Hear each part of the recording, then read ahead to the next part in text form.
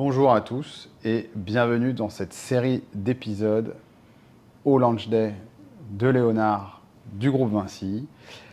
J'accueille avec moi aujourd'hui Martin Bocken de Highlight de la promotion Seed 2025. Salut Martin. Salut Richard. Bon, déjà, comment ça va? Écoute, ça va bien. Je suis hyper content d'être ici aujourd'hui. Il y a pas mal de monde, des échanges très intéressants, des très belles boîtes qui sont aussi dans le programme Seed. Donc c'est que du bonheur. Ah mais attends, tu peux nous le dire. La meilleure des boîtes du programme Seed, c'est la tienne quand même. mais- Ah voilà, faut le dire aussi. Hein. Je le dis pas trop, mais je laisse les autres le dire. Alors, déjà, est-ce que tu peux te présenter, s'il te Ouais. plaît? Moi c'est Martin. J'ai cofondé Highlight il y a 2 ans et demi. Et en fait avec Highlight, on porte la mission de décarboner l'inspection aérienne. Qu'est-ce que ça veut dire? En fait, aujourd'hui, il y a encore beaucoup d'hélicoptères qui sont utilisés pour inspecter les lignes électriques en Europe et dans le monde, mais aussi les gazoducs. Et en fait, ces hélicoptères émettent beaucoup de CO2, ils ne sont pas efficaces, ils coûtent cher. Et donc, on a développé une solution qui est un drone dirigeable, on l'appelle le Highlighter. Et ce Highlighter, il peut permettre en fait, de vraiment inspecter massivement ces réseaux à un coût plus faible, 2, en étant plus précis et plus efficace, et 3, sans émettre de CO2. Et ça, c'est important. Alors, tu as dit énormément de choses Ah oui. en peu de temps. Déjà, que je comprenne bien pourquoi. Parce que tu t'es levé un matin et tu t'es dit, tiens, je vais faire un drone dirigeable pour aller inspecter les lignes électriques. Tu t'es pas levé un matin en pensant ça. Qu'est-ce qui fait que tu es arrivé à rentrer dans ce milieu-là? Qu'est-ce qui fait que ça, c'est une très bonne question. En fait, l'idée est arrivée quand on était en école d'ingénieur. Tu as fait quelle école? Parce qu'on J'ai peut en fait parler. l'université de technologie de Troyes. D'accord, donc l'UTT. c'est bien L'UTT, ça? exactement. Ok. Donc c'est une belle école généraliste à Troyes. Ok. Et donc c'est dans cette école qu'avec des camarades, en fait, on a essayé de débunker en fait le problème des drones classiques, qui est l'autonomie. En fait, avec un D'accord. drone, on ne peut pas voler pendant très longtemps. On est limité à 30 minutes, une demi-heure. Et donc ça empêche de faire des vols en longue élongation. Et donc ça empêche de vraiment en fait remplacer un hélicoptère qui est toujours utilisé.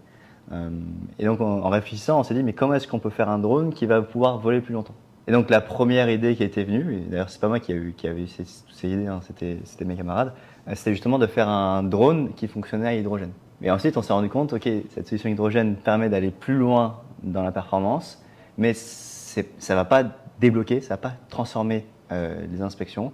Parce qu'en gros, si je rentre un peu dans la technique, avec un drone classique, on vole pendant 30 minutes, avec un drone hydrogène, on vole pendant 1 heure, donc on fait x2. Mais bon, il fallait vraiment pouvoir débloquer ça et aller plus loin. Et à ce moment-là, on s'est dit, mais pourquoi pas en fait utiliser l'hydrogène aussi pour flotter dans l'air, parce que l'hydrogène est très léger, comme l'hélium. Et cette technologie, donc la technologie dirigeable, permet de passer de 30 minutes à 10 heures d'autonomie.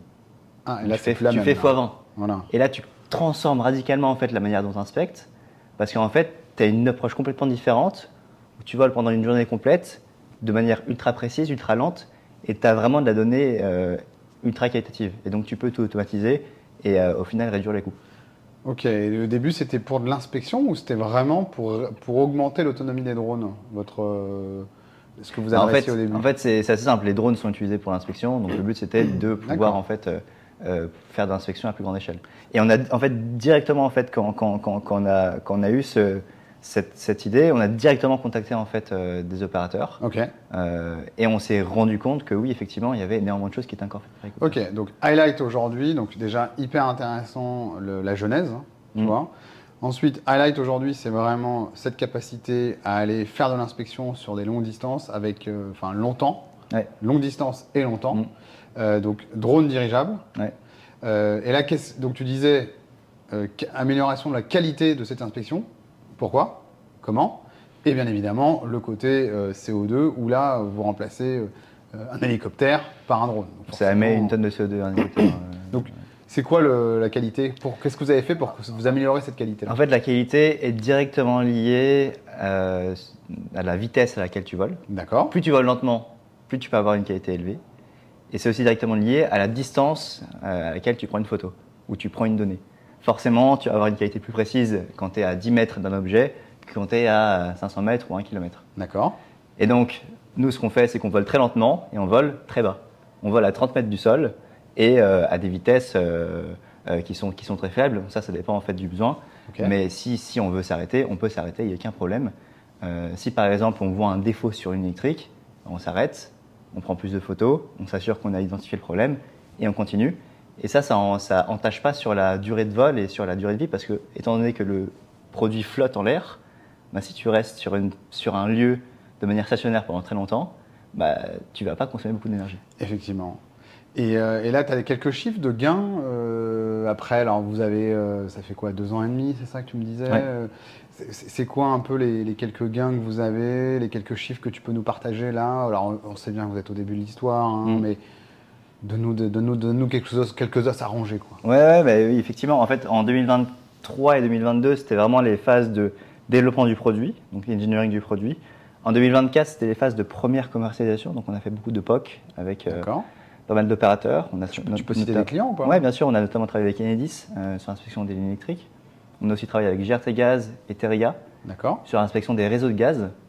Parce que là, Là, tu fais pas un dirigeable ou parce que c'est sous terre ou... les réseaux de gaz, ils sont sous terre, Ouais. mais ces réseaux sont surveillés toutes les 2 semaines. D'accord. Toutes les 2 semaines, il y a un avion ou un hélicoptère en Europe qui passe au-dessus de tous les réseaux de gaz. Et ces réseaux, malheureusement, bah, parfois, il y a des fuites. Ces fuites, heureusement, on n'en a pas beaucoup en Europe, mais au niveau mondial, elles représentent 4% des émissions de gaz à effet de serre. Ah, c'est énorme. C'est 4%. C'est comme l'impact Du ciment. du ciment ou comme l'impact de l'aérien. Et ça, c'est des Énorme. fuites. C'est du gaz qui sort et qui va dans l'atmosphère, qu'on ne récupère pas. Parce que le problème, c'est que comme ces réseaux sont gigantesques, en France, par exemple, on a 40 000 km de lignes de transmission de gaz et des centaines de milliers de kilomètres de distribution. En fait, c'est compliqué de savoir d'où ça fuit. C'est Bah, compliqué bien sûr. de trouver et d'identifier la fuite. Et c'est pour ça que une solution qui survole et qui inspecte précisément les réseaux, c'est assez intéressant. Quelques chiffres. Donc cette année, on a fait un peu plus de 100 km d'inspection. D'accord. On n'a pas détecté de fuite de méthane sur le réseau. Bah, tant mieux. C'est Mais aussi, par contre, on a détecté des fuites simulées. Donc ça, c'était. Qu'est-ce que c'est que des fuites simulées? Alors, quand forcément ton réseau est bien entretenu, tu n'as pas beaucoup de fuites. Mais par contre, pour s'assurer que ta technologie fonctionne, tu vas simuler une fuite. Donc, tu D'accord. vas prendre une bouteille de gaz et voir en fait si la technologie qu'on teste détecte la fuite qui est relevée. D'accord. Ok. Et sur l'électrique, la même chose. Hein. Là, on a survolé 25 km de réseau et on a détecté les défauts, les problèmes en fait de la ligne. Et en termes de consommation CO2, en termes de tout ça, vous avez des équivalents, en tout cas de ce que vous avez fait gagner Ouais, alors tu passes par rapport à un de 1 hélicoptère. tonne par heure à 0 Bah oui. d'émissions de CO2. En termes de coût, le coût horaire, tu arrives à faire des coûts qui sont moins chers. Et comment ça se passe? Tu as quelqu'un quand même derrière, dans ton dirigeable, lui, il avance, et tu as quelqu'un qui va analyser ou tout est automatique? Alors aujourd'hui, sur toutes ces étapes-là, on garde en fait une main en fait sur le contrôle et sur l'analyse pour s'assurer D'accord. que les données sont correctement analysées. Tu as quand même un conducteur de drone ou même pas? Si tu as un pilote de drone Tu as quand même un pilote de drone. qui s'assure en fait de maintenir en fait un vol, il s'assure en fait de la bonne tenue du vol. Ok. Et en fait, tous les vols sont préparés à l'avance et au final, toute la collecte de données en elle-même est préparée et automatisée. Ok. Et à terme, donc ces personnes-là ne seront plus nécessaires parce qu'on va réussir à automatiser en fait l'ensemble Oui. de la chaîne de valeur Ok. pour encore baisser les coûts. Ok, top. Et en quelques mots, l'avenir, l'highlight? L'avenir, il est beau. Il est beau, il est plein de ballons, hein, plein de highlighters, comme on les appelle. On a vraiment identifié ces cas d'usage en fait pour déjà remplacer les hélicoptères et aider nos opérateurs à mieux gérer leur réseau. Ok. Mais on va pas s'arrêter là. Et en fait, l'enjeu en fait de la donnée, l'enjeu de la donnée précise de nos écosystèmes, de nos villes, il est extrêmement important. On est convaincu qu'il faut en fait avoir une donnée plus précise de tous ces écosystèmes-là. Les satellites se sont développés en fait énormément ces dernières années. Et grâce aux satellites, maintenant, on a des cartes assez précises. Mais malheureusement, il y a des données qu'on ne peut pas avoir et on atteint des limites en termes de précision. Donc, il faut avoir une couche plus précise, plus fine. Et c'est ce qu'on fait avec l'highlighter. Très bien. Donc, peut-être qu'on verra des highlighters un peu partout, en France, en Europe, au-dessus des villes, au-dessus des campagnes, au-dessus des réseaux. En tout cas, c'est ce qu'on espère. Écoute, je te remercie énormément, Martin, pour ton temps. Ce que je comprends, en tout cas, c'est Highlight se positionne, en tout cas, comme le disrupteur de l'inspection des lignes électriques en tout cas, et des pipelines de manière générale. C'est ça. Et grâce à cette technologie qui va combiner le drone, l'intelligence de visibilité en temps réel, on va parler d'intelligence artificielle à un moment ou à un autre, et bien évidemment la réduction CO2. C'est bien ça. Exactement. Ok. Je ne parle pas d'IA parce que l'IA est évidente et embarquée Oui. partout, mais oui, effectivement. Ok. Super, merci d'être passé en tout cas à notre micro et on te souhaite beaucoup de succès, en tout cas pour iLive. Merci à toi.